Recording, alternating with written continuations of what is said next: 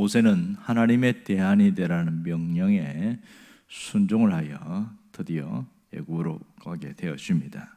그래서 오늘 36절에 보니까 이 사람이 백성을 인도하여 나오게 하고, 이 한마디로 모든 과정을 함축하고 있습니다. 여기서 궁금증은 어떻게 인도했는가 하는 그런 점입니다. 왜냐하면 군사도 없지, 무기도 없지, 특별한 대책도 없는데 도대체 무슨 능력으로 이 어마어마한 사람들을 이집트에서 탈출할 수 있게 하겠는가 하는 겁니다. 상식적으로 보면 불가능하죠. 인간적인 능력으로는 도무지 가능한 점이 없습니다. 그러나 오늘 이 본문에 나오는 것처럼 이집트에서 탈출해서 홍해와 광야를 거쳐서 무려 40년간 계속 이렇게 기사와 표적이 나타났다, 이렇게 얘기를 하고 있습니다. 도대체 무엇이 이것을 가능하게 했을까요? 이것은 모세의 능력이 아니라 하나님의 능력이라는 것을 분명히 알 수 있습니다. 홍해의 기적은 하나님의 능력입니다. 만나와 메추라기는 전적인 하나님의 역사입니다. 반석에서 생수가 터지는 것은 하나님의 은혜로 나타난 긍휼의 역사입니다. 하나님의 능력, 이것이 모세를 도구로 사용했다는 것을 분명히 알 수 있는데요. 그러면 모세는 뭘 갖고 이런 일을 했을까 하는 점입니다. 이것은 출애굽기 4장에 보면 그 이야기가 나옵니다. 하나님께서 묻습니다. 네 손에 뭐 있느냐 이렇게 묻는데, 출애굽기 4장 2절을 보면 제 손에 지팡이 하나 있습니다. 그 얘기합니다. 그 지팡이, 그걸 갖고 가서 기적을 행해라, 이렇게 이야기를 합니다. 네 손에 있는 걸 가지고 기적을 행해라. 자, 이 지팡이가 어떤 지팡이입니까? 양치기용 지팡이입니다. 이것은 특별한 신비스러운 능력이 나타나는 그런 지팡이가 아니더라는 겁니다. 옛날에 모세에 대한 영화 보면 모세가 들고 있는 지팡이가 크고 굵고 상당히 신비스러운 그런 능력이 나타나는 것처럼 보입니다. 그런데 실제로 당시에 미디안 광야에서 살았던 목동들이 가진 지팡이를 박물관에 어떻게 전시한 게 있는데, 그것을 보면 너무 초라합니다. 약 한 1m 정도 되는 그런 크기에다가 어른 손가락 2개 마디 정도, 이 정도 굵기예요. 그리고 왜 이런 걸 들고 다녔을까? 미디안의 광야에 있는 그 모든 그 나무들은 잡목인데 키가 작습니다. 큰 나무가 없어요. 그런 상황에서 있기 때문에 거기서 지팡이라기보다는 사실은 막대기에 불과하다고 그렇게 판단되어지거든요. 그것을 가지고 간 겁니다. 그걸 갖고 기적을 행할 때 굉장히 초라하고 볼품 없습니다. 좀 뭔가 좀 굵고 큰 신비스러운 지팡이다 이러면 좀 괜찮은데, 우리나라에서 보통 가끔 영화나 나올 때 산신령이 갖고 있는 지팡이 보면 상당히 신비스럽거든요. 근데 모세가 갖고 있는 지팡이는 하나의 막대기에 불과한 그런 것을 가지고 그걸 갖고 기적을 행한다는 겁니다. 누가 봐도 초라하고 볼품 없는 그런 부분인데 어떻게 이런 거 갖고 기적이 나타나냐? 여기서 하나님은 뭘 얘기하냐면 막대기에 능력이 있는 것이 아니라 하나님 자신이 능력이라는 것을 보여주려는 겁니다. 그래서 볼품 없고 초라한 모습이지만 그 막대기가 아닌 하나님이 직접 일하신다는 것을 끊임없이 이야기를 하고 있습니다. 우리는 반대로 생각합니다. 뭔가가 내가 가진 것이 있을 때에 이런 하나님이 이렇게 일하실 것이다. 내가 뭔가 준비가 충분히 되었을 때 그때 하나님이 역사할 것이다. 그런 생각들이 상당히 많습니다. 그러나 하나님은 마른 막대기라도 하나님은 직접 쓰신다는 사실을 알 수 있습니다.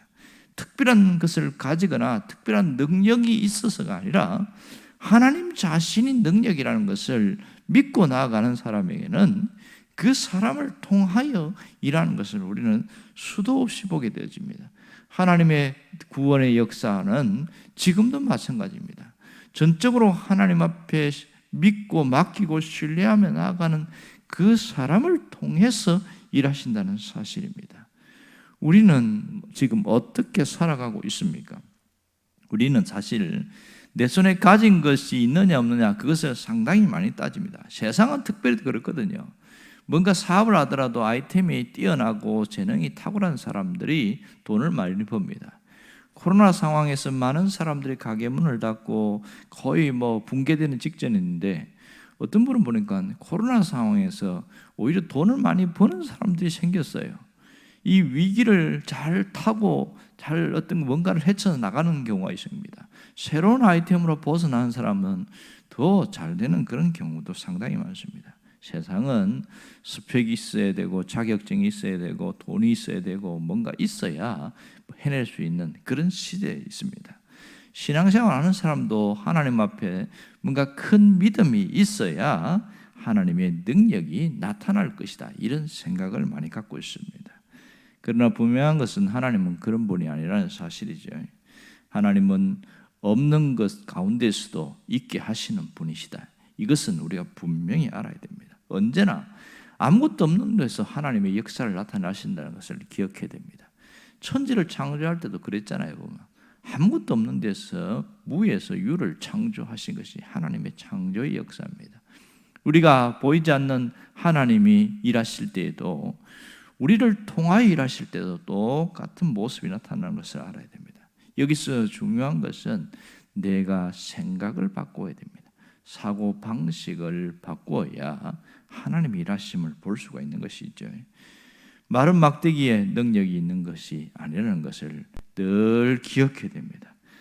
여러분, 나는 마른 막대기 같다, 이런 생각을 하는 사람들에게는 여전히 기적도 능력도 하나님의 역사도 나타나지 않는다는 것을 우리가 기억해야 됩니다.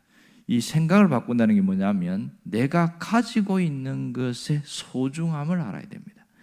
내가 가지고 있는 것의 소중함을 모르는 사람들에게는 제일 먼저 나타나는 특징이 불평과 불만이에요. 그리고 감사하지 않습니다. 늘 한숨 짓고 비교하고, 이것이 일반적인 특징입니다. 세상에 있는 사람들은 그렇게 살아갈 수도 있지만 하나님 안에서 신앙적으로 사는 사람들은 이 사고방식이 바뀌어야 돼요. 그래서 없는 것 생각하지 말고 있는 것 생각하고 그것을 찾아볼 수 있어야 됩니다. 없는 것 때문에 고민하지 말고 내가 가진 것이 무엇인지를 다시 한번 붙들어내야 됩니다. 하나님은 그런 것을 통해서 일하십니다. 모세를 보십시오. 모세는 40년 평생 동안 자기가 가진 재산이 아무것도 없었습니다. 성경은 분명히 이야기합니다. 그가 치고 있는 양도 장인의 양이다, 자기께 안 먹였습니다. 단지 그의 손에 있는 지팡이만 자기 것이었습니다. 하나의 막대기, 볼품없는 그 막대기를 가지고 위대한 출애굽의 역사를 일으켰다는 것을 잘 알아야 됩니다. 이 속에 하나님의 역사가 있었지만 모세는 그 볼품없는 그 막대기를 계속 들고 다녔다는 것을 우리가 잘 기억해야 됩니다. 여러분, 우리는 어떤 면에서 하나님의 지팡이입니다. 하나님의 막대기를 할 수 있죠. 비록 말라 비틀어진 이 들풀에 불과한 그런 육체라 할지라도 이것이 하나님의 지팡이가 될 수 있다는 사실을 알아야 됩니다. 우리가 늘 생각과 의식, 가치관이 달라질 때에 신앙의 깊이도 달라지고 폭도 달라지고 넓이도 달라지고 이렇게 점점 달라지게 되어집니다. 어떤 면에서 신앙생활은요, 내 생각과 가치관이 변하느냐 안 변하느냐, 거기에 있습니다. 사람들이 왜 행동이 안 바뀌냐면 그 사람이 생각하고 있는 가치관이 안 달라지기 때문에 행동이 바뀌지 않습니다. 자, 가치관이 변하는 게 이런 겁니다. 여전히 돈이 필요하고 돈이 있어야 살아갈 수 있고 돈이 있어야 모든 것을 해낼 수 있는 현실이에요. 세상에 있을 때나 신앙생활 할 때나 여전히 변함은 없습니다. 그런데 가치관이 확 달라진 사람은 돈이 모든 것의 중심에 있지 않고 돈이 모든 것을 주관하게 하지 않습니다. 오히려 하나님의 능력을 더 붙들고 어려우면 먼저 하나님 앞에 엎드릴 줄 알고, 그렇게 하면서 돈이 아니라 하나님을 제일 주의로, 하나님을 제일 먼저 생각하고 살아갑니다. 이게 가치관의 변화입니다. 그런 변화가 될 때에 사람의 행동이 달라져요. 문제가 탁 생겼을 때에 먼저 엎드린 사람은 하나님이 먼저라는 의식이 강한 사람입니다.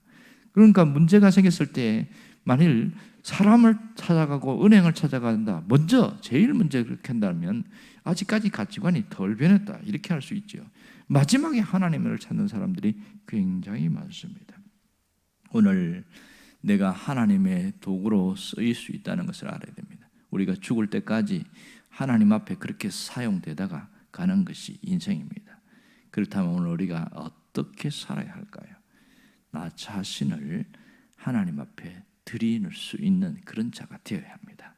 마른 막대기 같은 초라한 인생이라도 하나님 앞에 드려질 때에 비로소 하나님의 사람으로 쓰임받을 수 있다는 사실을 알아야 됩니다. 내 마음, 내 중심을 하나님 앞에 드리면 됩니다. 내 육체가 건강할 때 그 육체를 드리면 하나님이 그걸 통해서 일하시고, 내 손과 발이 건강할 때 그것을 드리면 하나님이 그걸 통해서 일하신다는 겁니다. 때로는 내가 아무것도 없을 때 내 마음 중심을 하나님 앞에 드리면 그걸 통해서 하나님이 큰 일을 하시는 겁니다. 저마다 맡은 소임이 있고 직임이 있는데 그 가운데 내가 뭘 드릴 것인가? 언제나 물질을 드린다는 생각을 버려야 돼요. 내가 가진 것을 드리는데 내 아무것도 없으면 내 마음 중심을 하나님 받아주세요. 그렇게 살아가면 하나님은 외모를 보지 않고 그 마음 중심을 보시기 때문에 이걸 통하여 하나님이 큰 일을 하는 것을 잊지 않기를 원합니다. 오늘 나의 자신을 하나님 앞에 드리겠습니다. 이러한 신앙의 결단이 있기를 주의 이름으로 축원합니다. 기도하겠습니다.